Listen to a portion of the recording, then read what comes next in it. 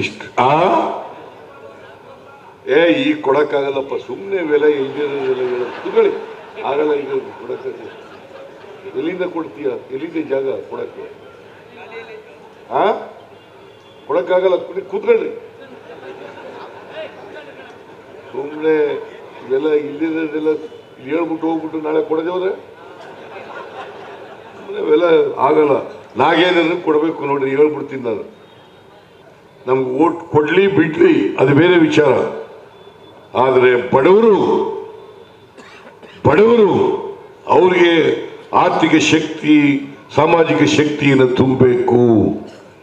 ಇದೇ ನಮ್ಮ ಗುರಿ, ಇದೇ ನಮ್ಮ ಉದ್ದೇಶ ಅಂತಕ್ಕಂಥ ಮಾತುಗಳನ್ನ ಈ ಸಂದರ್ಭದಲ್ಲಿ ಹೇಳಿ, ಜೊತೆಗೆ ಈಗ ಇಲ್ಲಿ ಮನವಿ ಒಂದು ಕೊಟ್ಟರು ನಾಯಕರ ಸಂಘದವರು.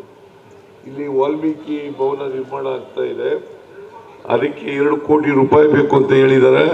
2 ಕೋಟಿ ರೂಪಾಯಿ ಕೊಡೋಣ. 2 ಕೋಟಿ ರೂಪಾಯಿಯನ್ನ ಕೊಡುತ್ತೇನೆ. ವಾಲ್ಮೀಕಿ ಭವನವನ್ನ ಪೂರ್ಣಗೊಳಿಸ್ತಕ್ಕಂಥ ಕೆಲಸವನ್ನ ಮಾಡ್ತೇವೆ. ಆಗ್ಬೋದಾ? ಒಡ್ರಿ ಚಪ್ಪಾಳೆ.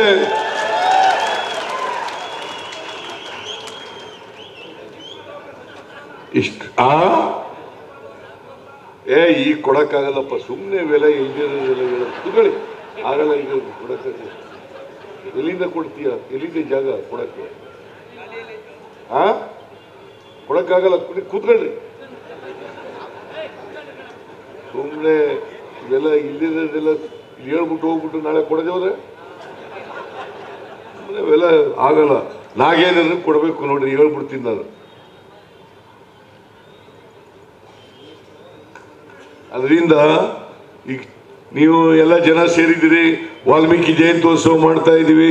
ಕೇಳ್ಬಿಟ್ರೆ ಸಿದ್ದರಾಮಯ್ಯ ಒಪ್ಕೊಬಿಡ್ತಾರೆ. ನಾನು ಯಾವತ್ತೂ ಸುಳ್ಳು ಹೇಳಲ್ಲ, ಹೇಳಿದ ಮೇಲೆ ನಡೆಸ್ತೀವಿ.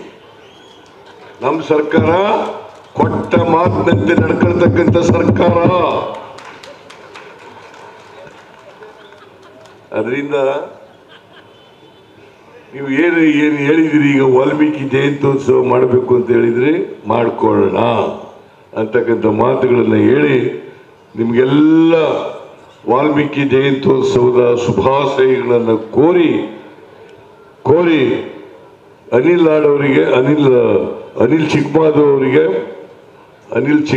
ಅವರಿಗೆ ರಾಜಕೀಯವಾಗಿ ಶಕ್ತಿ ತುಂಬತಕ್ಕಂಥ ಕೆಲಸವನ್ನ ಮಾಡ್ತೇನೆ ಅಂತಕ್ಕಂಥ ಮಾತುಗಳನ್ನು ಹೇಳಿ ನನ್ನ ಮಾತುಗಳನ್ನು ಮುಗಿಸ್ತೇನೆ. ಜೈ ಹಿಂದ್, ಜೈ ಕರ್ನಾಟಕ, ಜೈ ಮಹರ್ಷಿ ವಾಲ್ಮೀಕಿ.